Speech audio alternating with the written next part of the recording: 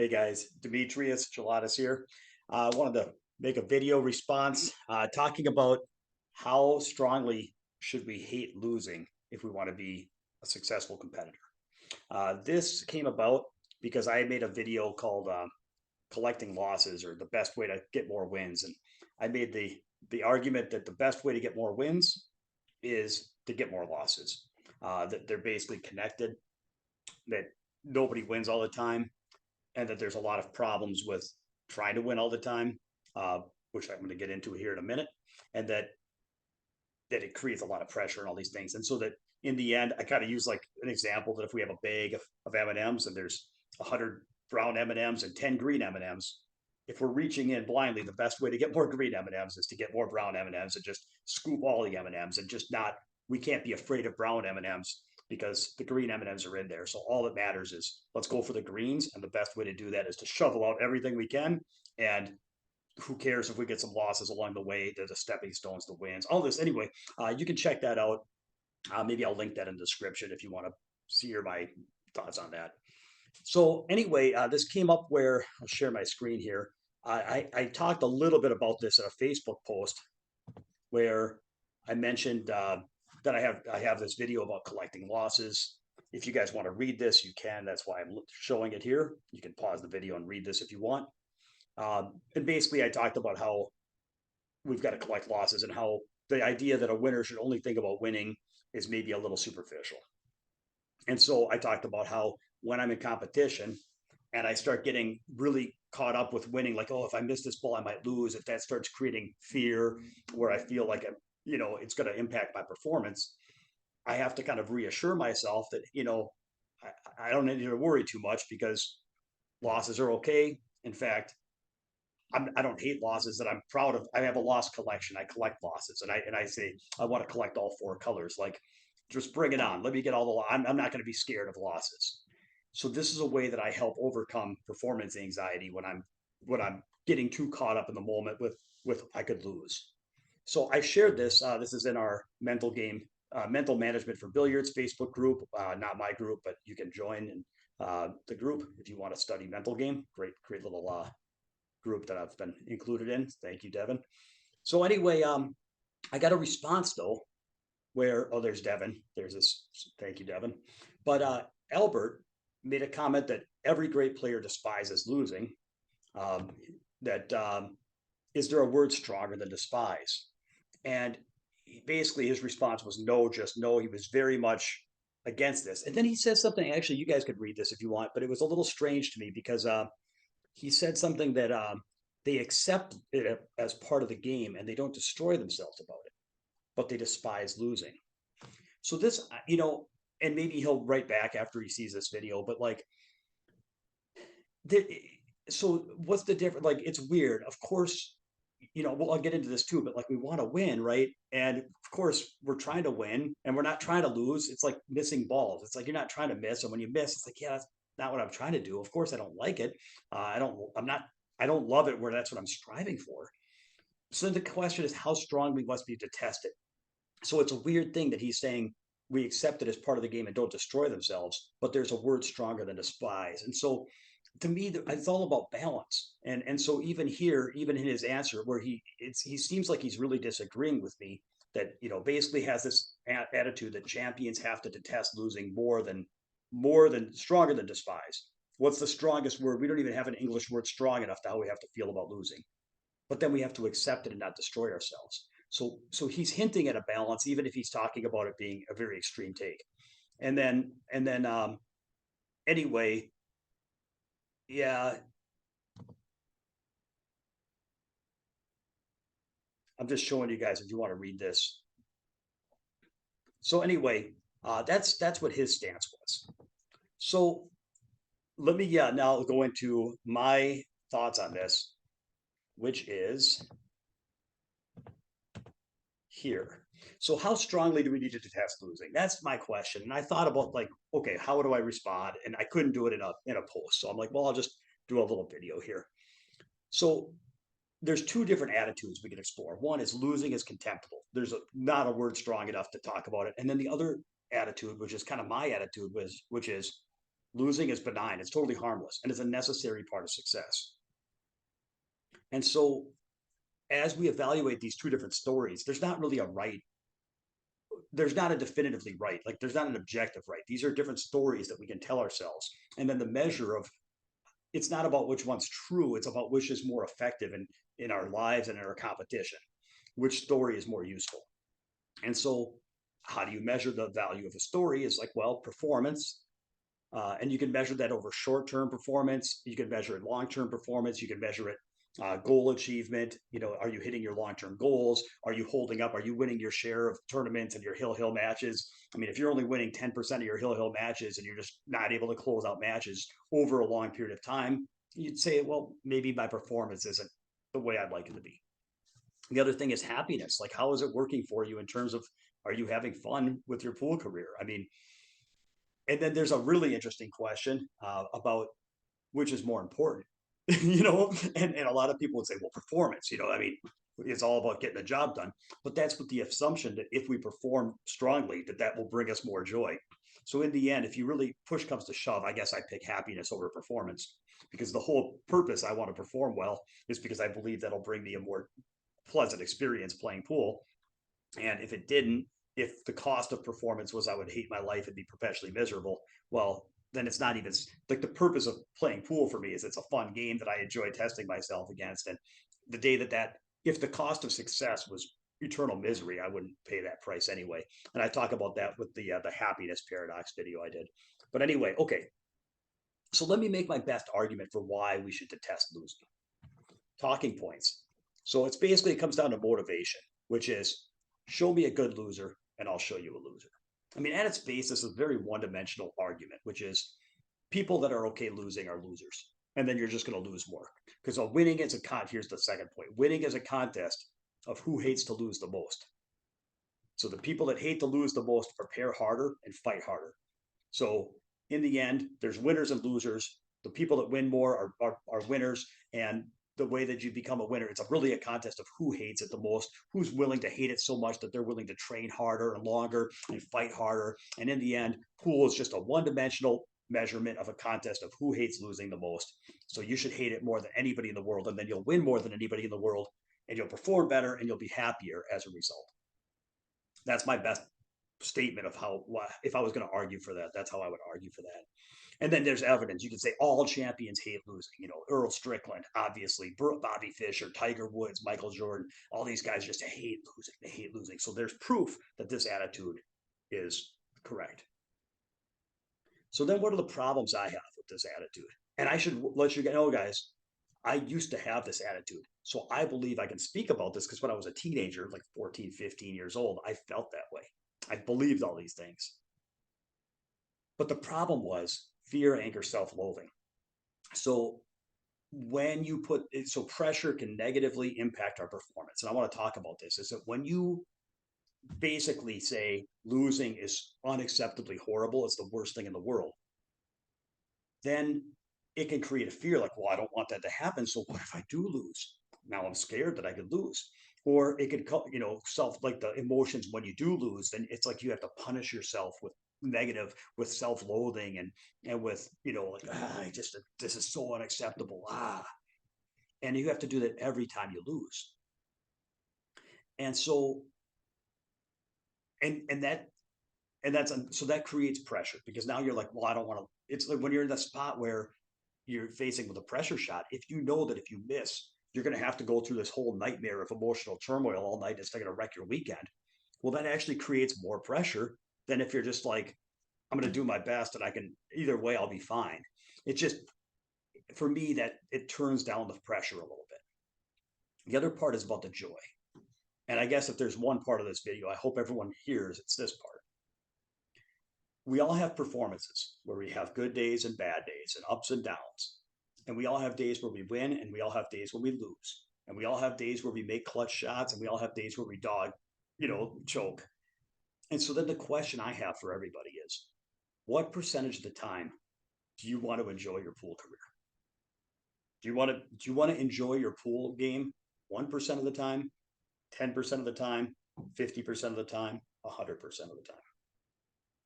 And when I was a kid, I was like, I will only enjoy my pool game when I'm playing my best and winning because that is what I want. And then the rest of the time is unacceptable, and I'm not going to enjoy that part of the game, and I'm going to punish myself and be, drive myself and be unhappy. And that way I'm going to teach myself that if you lose and you play bad, you get punished, and if you play good and win, you get rewarded. And then I'll that incentive program will set me up to where I always play well and always win, and then I'll become this winner and this champion like Tiger Woods, and then I'll win all the time someday, and then I'll always be happy because then I'll always be at the winning and playing my best, and then I'll have all the happiness. And the problem with that is that it doesn't work because you're always going to have ups and downs, and you're always going to have good days and bad days, and you're always going to have some epic clutch shots and some epic chokes. And some days, especially, you think, well, the better and better you get, the more you're going to win. But it's just not true because the best players in the world, they just end up playing the best players in the world. So Federer, Gorst, and Filler and Shane, they're all playing each other, and they all lose more than they win, and they all lose all the time. And so this isn't like the 1930s where Willie Mosconi can play, 1,000 point blocks of straight pool against guys where he has a skill edge and he can just win again and again. Like this is set to where there's going to be variance, and everybody has a lot of losses. So there's just no way, and nobody's perfect, and nobody's going to get to the point where they don't have bad days and they don't have. So in the end, I've made the decision for me that I'm going to be happy 100% of the time, and that I accept loss and I accept the bad part of my performance range. And I don't have to punish myself to motivate myself because actually diminishing joy from our game is a really big deal to me. And I'm just like, I'm unconditionally happy. Like I'm unconditionally happy. Like maybe I got a little older and I'm like, I don't have time in my life to be miserable 70% of my pool career. So I'm just going to have fun and hit balls and try my best and then welcome everything that comes. And if somebody thinks that's stupid, well, then we just measure things a little differently. The other thing is that it can be demotivating. We talk about the best argument about motivating, like hating loss as a motivator, but it can be demotivating as well because people become, if loss is so miserable and playing bad is so unacceptable, it can get to the point where we become risk averse and we don't want to go to tournaments and we don't want to play matches where somebody might beat us because we know that the negative emotions we're going to go through if we lose, or it's like we want to wait till we're feeling our best and we want to get in a match where we're pretty sure we can win, and we want to play tournaments where we think we can be one of the favorites, and then we only want to play them when we feel like we're on our game because God, I'd hate to lose. I'd hate to go through what would happen if I lost. And so people can get a little like cherry picky, skittish, like they can get a little ring scared because they don't want to compete a lot because it's just too emotionally grueling. And when they lose, it can be really deflating. And so, yeah, you could say hating loss might motivate you to practice hard and win all the time. But really, I think it can demotivate you. It can make you like to get discouraged and defeated and a little bit ring shy. And I don't know. It's just it can sap your enthusiasm. So that's what I said is enthusiasm can be a great fuel. So you can say hating loss could be a fuel, but it can also interfere with your enthusiasm, which could be a different fuel that I prefer. So, okay. So now let's talk about losing as part of a success. I look at it like it's a balance. And I think even the gentleman that replied on Facebook, to be fair, I mean, he even talked about accepting the losses, and not letting it destroy you. So to some extent, we're actually not that far apart. Like it sounded like he was like die on the hill. I'm 180 degrees wrong, but I don't know about that because balance, like there's a hot and cold faucet. You have to be passionately fighting for wins. You have to fight for a win like it's life and death.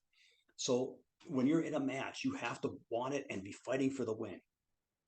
And it has to mean a lot so that you dig deep and give your best and find ways to like when all you see is ways to lose, you have to find ways to dig deeper and see if you can't find a way to become a different version of yourself that can actually grow and become a player that can win from here and do what it takes. So you have to want to win.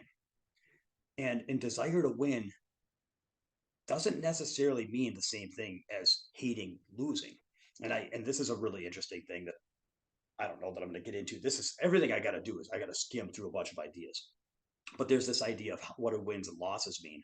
And for me, as long as winning is important to you, losses can be neutral. So you could look at it like if I said, for example, if I said that I was going to give somebody 50 shots to shoot spot shots from the kitchen, and that they're going to have 50 shots, and every time they made a spot shot, I was going to give them $10,000. And every time they missed a spot shot, Nothing. Or better yet, instead of 50 tries, let's just say I gave him an hour to make as many spot shots as you could, and I'm going to pay you 10,000 a spot shot. And if you can make 100 in an hour, you're going to get. Why did I do this to myself? Uh, a lot of money. You're going to get a lot of money, $1 million or something like that. So if that's the case, how much would you care if you missed a few of those spot shots? Like you'd be like, look, I got an hour to shoot spot shots for 10 grand a rattle. I know I'm going to miss some. Like I'm not going to make every spot shot for an hour. Who cares? Why would you even care? Like let's just get all the spot shots I can. And if I miss half of them, or if I miss 80% of them, or if I miss 20% of them, doesn't matter. Let's just get down and try to win every one I can. Okay. You'd still be trying to make them. You're still motivated to make them, but you just don't really care about the ones that don't go. And that's kind of my, roughly speaking, and again, I'm trying to make this quick and it's going to fail. I'm going to make this long, but like that's my attitude towards loss. Like we're trying to get every win we can passionately with enthusiasm, but the ones that don't work for us, we don't care. It's just like whatever. That's kind of how I look at it. So this is not a this approach of mine of losing as part of success is not designed to be an excuse to be apathetic. And I think about like Eddie in the chair, and Fast Eddie in the chair of the Hustler when he's just like, even if you beat me, I'm still the best. Like he's making excuses to lose. This is not designed to be making excuses to not fight hard. What it's designed to do is manage performance based anxiety. So losing is fine. It doesn't mean we're not driven to win. It just means we don't count our losses and we only focus on the positives of success. Okay, happiness. Oh, I already talked about this. What percentage of your journey do you want to enjoy? Yeah, and you can't will your way into only playing well or only winning by beating yourself up. There's no way that you can like magically transform yourself into somebody that only wins if you're hard enough on yourself long enough. That just doesn't work. Okay. Um, the casino analogy, like there's a bunch of different ways I can kind of lay this out, but like I looked at this as suppose you own a casino and your casino profited 500 million a year. 500 million a year is, and you had some Vegas big casino in Vegas, and as the owner, you made 5%. You made 25 million a year for running and operating this casino, and you also had ownership of this business that was just crushing.